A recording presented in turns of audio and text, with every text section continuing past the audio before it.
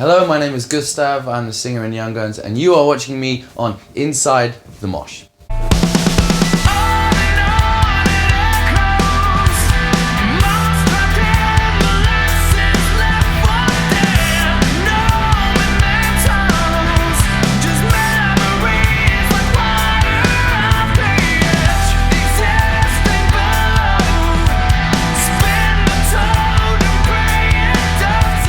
I'm Harold here from Inside the Mosh, working with Xpress Radio, and I'm here with Gus from Young Guns. How you doing? Good, thank you. Yeah, like I said, I'm perhaps a little tender today because we had a London show last night, which are always very significant for us, but I'm good. It's a great tour for us to be on. We're really excited to be here. Yeah, I mean, it's coming to the end of the tour now, and, you know, Billie Talent, I can imagine, amazing to go on tour with. What's the tour been like for you? Well, the first thing to say is that they're a great band, and they're a band that I've listened to since, the first song I heard of theirs was Try Honesty, and that was, I think their first thing they released over here, found it on a website when that kind of thing was still new. And so I've always been a fan of their band, but actually it turns out they're just really, really good dudes as well, which is lovely because, you never know. And they've been really hospitable to us. They've taken real good care of us. The UK leg is nearly done, but we go to Europe. Yes. So we have another maybe 2.5 weeks with them. Yeah. So, which is really exciting. So it's been great so far, and we haven't been to Europe in a couple of years because we've spent so much time in America. So we're definitely looking forward to seeing Paris and all of these beautiful cities. But even Cardiff, we haven't played here in way too long, and it's lovely to be able to come back on a tour like this and rectify that. Yeah, definitely. And it's Cardiff fans are always grateful when people made the effort to hop over the Severn and come and say hi. Cardiff was one of the first cities that kind of really, we started to have really good shows here. It was one of the first places for us where we would get off stage and be like, oh fuck, that's like a great show. We would be playing to a bar, with a handful of people in it, and Cardiff was one of the first places where that started to evolve and get a little bit more than that. Yeah. Whether it was I Fall Back or Barfly or, places like that. We've always had a good time. Yeah. Speaking of, if you've spent a lot of time in Cardiff, do you have a place where you like to go out on the nights out? As a student, I'm very interested in. Well, we have a lot of friends here. We are friends with a lot of bands that come from here, so that's always nice.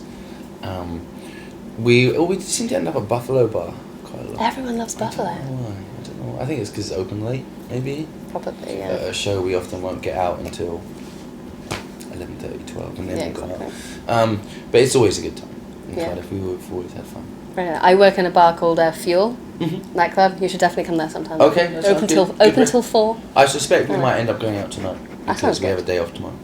Fair enough. Even with the sore head after yesterday. Oh, that's fine. That's proper rock and roll. That's rock and roll. It's just years of conditioning. Sadly, we all do something we love, which is being on tour, playing music, and there's a lot of. You have to kind of find you have to find an important balance between being professional, responsible, but also just enjoying yourself and celebrating the fact that we get to do something really wonderful and really unique. And last night wasn't a particularly crazy night. We just went and went to a bar across the road, but it's such a beautiful venue, the Roundhouse, that it felt appropriate to kind of celebrate a little bit. And we haven't really done that on this tour yet, so it was good. Yeah, let your hair down, have a bit of a chill. I can imagine it's good. I mean, what's it like? Obviously, you said just then that you've been over in the US, conquering the US, which must be pretty hectic. What's it like to come back over to see? Is there a difference in fans between the ones that are over in America that you guys are building up and the ones over here? Yeah, there is. I think that's also partially because the way. So when we started kind of going over to the United States, what happened was that we had a single, our first ever single that we released there, a song called Bones, and it did quite well on the radio over there because it's such a big country and radio is a massive thing over there, much more so than it is here. There's something like 10,000 rock radio stations. It's just vast, from small to big. Yeah. And so having that success early on was really great for us, but what it did was put us in a certain lane of other bands that were on the radio as well, which are not perhaps bands that certainly over here you would think about putting us with. Okay. What kind of bands? So it's much more that kind of radio rock sound, like Breaking Benjamin or Seether. Not perhaps bands that don't even come over to the UK that much because it's very American, that kind of radio rock thing. Yeah. Nickelback, that kind of universe, Yeah. But what that meant was, which was great, is that we were obviously going and playing a lot of big shows, which was great. But the audience is a little different. Over here, you know, we typically will play to more of that kind of rock sound, Kerrang, younger alternative crowd.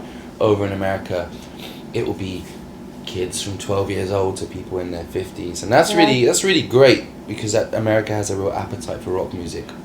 But as I said, this is the world that we feel a little more at home in. Yeah, you know, sonically, like to be touring with a band like Billie Talent that I grew up listening to is a fantastic thing. No, of course, and especially, you know, you've released Echoes recently, which is doing great and people are loving. Good. So it must be nice to be touring and playing new music, I'm guessing, off that. Playing new songs feels really good. Yeah. Obviously we're supporting tonight, so we can only do 7 or 8 songs.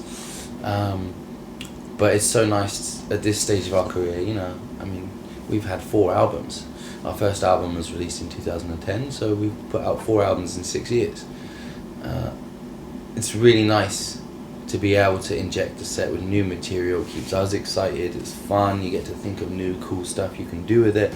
And honestly, I think that as we've gone on, we've become a better band, and it's really nice to be able to kind of look to the future by playing new songs. You know, I think that makes us enjoy playing live. No, I can imagine, definitely. What were your hopes for the new album?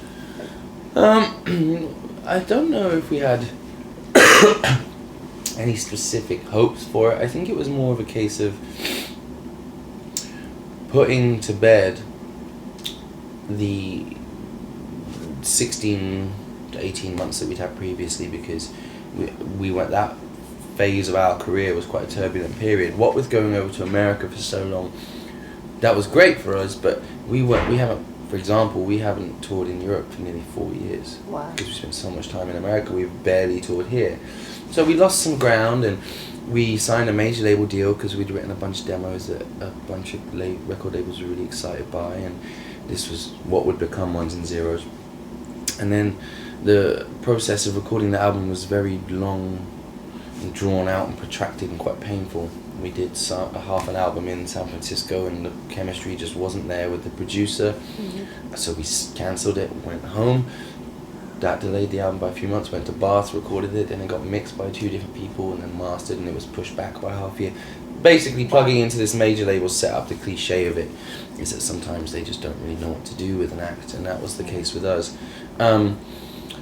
So by the time we released it, we'd already had some of those songs for 2 years. Wow. You know, and that was like a little frustrating for us. Then of course we parted ways with our drummer, who was one of the founding members of the band. So it was a really turbulent period of time for us, and what was really great was that we used this record as a way of kind of healing and kind of getting back on track. That was really nice for us to just, like, how do we deal with all this stuff? Let's do the only thing we know how to do, which is to write songs and to kind of talk about all of these issues and use that as a positive so we can move forward with, you know, what we think is a great new record. So that was kind of the only goal that we had, was to just kick on, and I think we wanted a record that was, for the most part, quite like up tempo and kind of in your face, and very much a rock record. Yeah.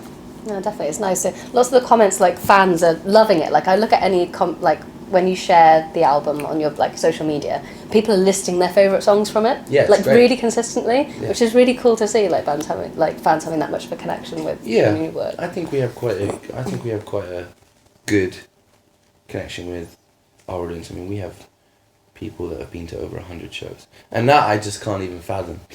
You know, they've travelled overseas to see us, and at this point, people like that, it's become it's about more than the band. It's become a social thing because they have met friends, and they've, you know, the band has been like a catalyst for them getting out and travelling, and I'm really proud of that. I think that's really great, and I think that we have a genuine connection with the audience, so I'm glad that they enjoy it, and, you know, I think that's just really great to see. And it's nice for us after we were away for a little while to release new material. It's great to have positive feedback.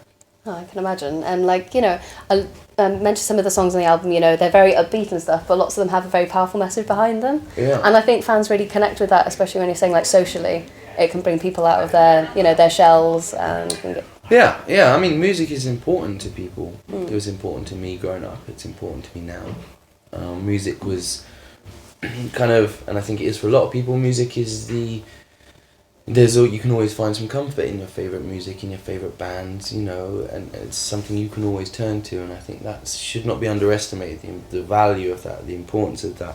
When I'm writing a song, I'm not writing it for someone else or because I think somebody out there needs to be told a certain message or will feel better if they are. It's quite a selfish thing. Most of the time I'm writing music, it's me having a conversation with myself. If I'm talking about a song or a subject, it's because if I'm writing a song about a certain topic, it's because I'm trying to work through that myself. Yeah. So often I'm telling myself things by writing a song. But I guess really human beings, we're all fundamentally similar, and we're all just trying to navigate our way through the kind of the murky haze of being a person in 2016. And I think I'm just glad that people can take things from our music in a similar way to the things that I got from the music that I loved growing up. I think that's a really great thing. No, I agree with you. And considering how like retrospective you're saying your writing style is it weird looking back on like your first records and stuff and seeing, who you were and what you were dealing with at that time? It's a good question, and yes. So, I mean, hindsight is a wonderful thing because it's always so clear, but at the time, I mean, I've always felt like this obligation to be extremely honest. And I think that's a good thing because it keeps the music honest. People can say they don't like it. They can say whatever they want about my band, but the one thing I know is that we've always just tried to not be anyone other than ourselves, and I've always applied that to my lyrics as well. But sometimes things you want to talk about, it turns out you don't want to talk about after that. Maybe 2 years later you're like, I don't want to share that part of myself, or I don't feel the same anymore about this or that. So that's always interesting, but I think I am often a little dismissive of kind of my band or what I do in terms of it being like an art form. But it is an art. We're creating something. We're expressing ourselves, and I think you just have to go, you know what, that was who I was then. That song is a testament to that.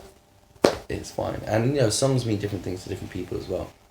I'm sure half the time what a song means to me isn't what the song means to someone in the audience, that's their favourite song or something. And so, I try not to dwell on that too much, but I definitely will have at times perhaps overshared a little. I think we're all guilty of that, especially in the big media world that we live in. It's always pretty, you wake up the next morning, you're like, oh. Why don't I?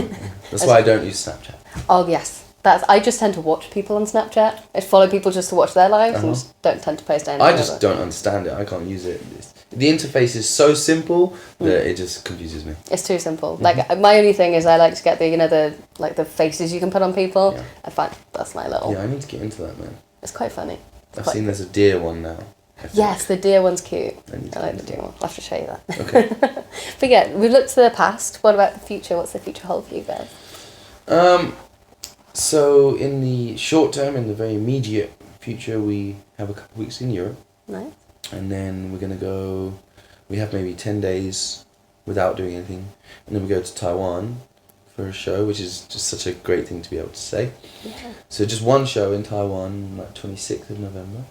Then we'll come home, and that's it for the year until early next year when we have another support tour over here, and we'll also be doing a headliner a little later in the year. We'll be going back to America as well. But I'm going to start writing a new album. Nice. Yeah. I think this was one of the few times in my life and in our kind of time as a band where I finished in the studio thinking I want to do more, as opposed to I never want to write a fucking song again. Must be nice. Yeah, I feel more confidence than I have in the past, and in myself and my own role as a writer in the band and the things I bring to the table, and I think I want to capitalise on that and keep getting better and keep working. And also I think in this day and age it's very important that musicians have a steady stream of output. The days of 2, 3, 4 years between records are long gone, and you have to be very consistent in order to keep things going. Yeah, and you guys are nothing short of consistent, definitely. Yeah, we try. No, thank you so much for speaking to me. Thank you.